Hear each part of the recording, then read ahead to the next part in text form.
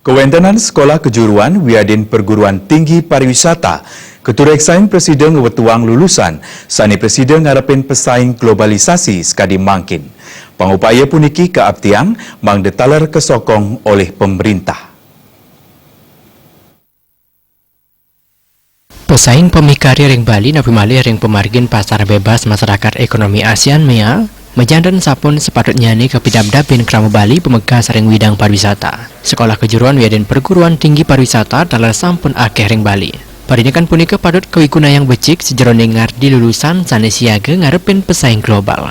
Ketua DPC Federasi Serikat Pekerja Bali Kabupaten Badung, Wayan Suyase Mawasang, penyokong sanes lami puniki sampun kijen pemerintah Kabupaten Badung majang pemikarya pariwisata sampun kerasa yang becik.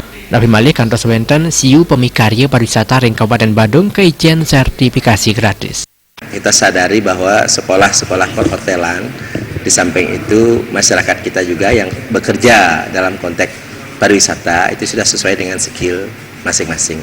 Bahkan sudah banyak yang diploma 4 dan lain sebagainya. Tapi kita tidak, artinya kalau dianggap masih sumber daya manusianya kurang maksimal, ya mari kita tetap support dari pemerintah, khususnya di Kabupaten Badung sudah memberikan sertifikasi bahkan sampai 1.000 orang dari istilahnya insan pariwisata, pekerja pariwisata diberikan sertifikasi gratis oleh pemerintah Kabupaten Badung.